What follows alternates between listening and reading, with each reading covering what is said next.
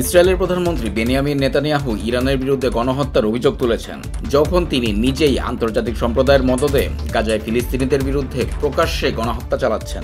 ইরানে ইসরায়েলের বিমান হামলার আগে থেকে এই বিষয়ে অবগত ছিল যুক্তরাষ্ট্র। এক্সিওস সূত্রে জানা যায়, যুক্তরাষ্ট্র ইসরায়েলকে ইরানের ব্যালিস্টিক ক্ষেপণাস্ত্র প্রতিরোধে সাহায্য করছে।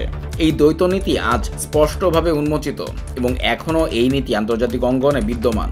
যুক্তরাষ্ট্র সার্বভৌম রাষ্ট্রে হস্তক্ষেপ কিংবা আগ্রাসনকে সহায়তা করতে পারে সহায়তার ছদ্মাবরণে, অথচ কোনো প্রতিক্রিয়া দেখালে তা কঠোরভাবে দমন করার হুমকি দেয়।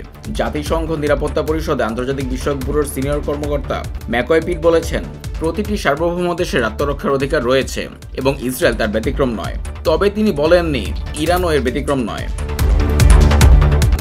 মনে রাখতে হবে, সাবেক মার্কিন জেনারেল ওয়েসলি ক্লার্ক 2001 সালে যুক্তরাষ্ট্রের সন্ত্রাস বিরোধী যুদ্ধ ও বিদেশি হস্তক্ষেপ নিয়ে বলেছিলেন, আমরা 5 বছরের মধ্যে 7টি দেশকে টার্গেট করব: ইরাক, তারপর Syria, Lebanon, Libya, Somalia, Sudan এবং শেষ করব ইরানে। যুক্তরাষ্ট্র ইরানে ইসরায়েলের হামলায় গভীরভাবে জড়িত এবং আন্তর্জাতিক সম্প্রদায়ও এর পক্ষে অবস্থান নিচ্ছে, যেমন ফ্রান্স।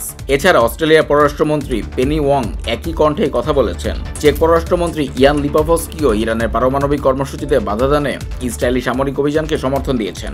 ইরানের বিরুদ্ধে ইসরায়েলের আক্রমণকে সমর্থন দেয়া বিশ্ব নেতাদের প্রতি জিজ্ঞাসা, এইসব নেতারা কি কখনো ভেবে দেখেননি যে তাদের কূটনীতি এমন একটি জোরপূর্বক বসতি স্থাপনকারী রাষ্ট্রকে নিরাপদ রাখছে যারা গণহত্যা শুরু করেছে এবং দীর্ঘদিন ধরে নিজস্ব পারমাণবিক অস্ত্র ও সক্ষমতা নিয়ে অস্পষ্ট কৌশল অবলম্বন করছে। ইসরায়েলের এই অস্পষ্ট নীতি বেড়ে উঠেছে যুক্তরাষ্ট্রের পরিচর্যায়। 1969 সালের 7 জুলাই হেনরি কিসিঞ্জারের একটি স্মারক নথিতে তা স্পষ্টভাবে উঠে আসে। সে সময় ইসরায়েলের ফ্যান্টম বিমান কেনার প্রস্তাব আলোচনা করার সময় কিসিঞ্জার উল্লেখ করেন, ইসরায়েল প্রতিশ্রুতি দিয়েছে যে মধ্যপ্রাচ্যে প্রথম দেশ হিসেবে তারা পারমাণবিক অস্ত্র প্রদর্শন করবে না। তারা পারমাণবিক অস্ত্র রাখতে পারবে, তবে সেটা পরীক্ষা, মোতায়েন বা প্রকাশ করবে না। কারণ কোনো দেশের কাছে পরমাণু অস্ত্র আছে এটা যদি সবাই জেনে ফেলে, তবে সেটি অনেকটা পারমাণবিক অস্ত্র ব্যবহারের মতোই ফলাফল ডেকে আনে। গাজার গণহত্যা তাই প্রশ্ন তুলেছে, এই অস্বচ্ছ নীতি কি পারমাণবিক অস্ত্র প্রকাশের চেয়ে কম বিপজ্জনক? 2023 সালের নভেম্বরে ইসরায়েলের মন্ত্রী আমিসার এলিয়াহু বলেছিলেন, ইসরায়েলের উচিত গাজায় পারমাণবিক বোমা ফেলা। নেতানিয়াহু সেই মন্তব্য প্রত্যাখ্যান করলেও ফিলিস্তিনিদের সরকারিভাবে পারমাণবিক অস্ত্র দিয়ে ধ্বংসের হুমকি পরোক্ষভাবে দেয়া হয়েছে। 2024 সালের মেতে মার্কিন কংগ্রেসম্যান র্যান্ডি ফাইনও গাজায় পারমাণবিক অস্ত্র ব্যবহারের কথা বলেন। ইসরায়েল এখনও গাজায় পারমাণবিক অস্ত্র ব্যবহার করেনি, তবে হিউম্যান রাইটস মনিটর 2023 সালের নভেম্বরে জানিয়েছিল, গাজায় তখনই প্রায় 25,000 টন পরিমাণ বোমা ফেলা হয়েছে, যা 2টি পারমাণবিক বোমার সমপরিমাণ।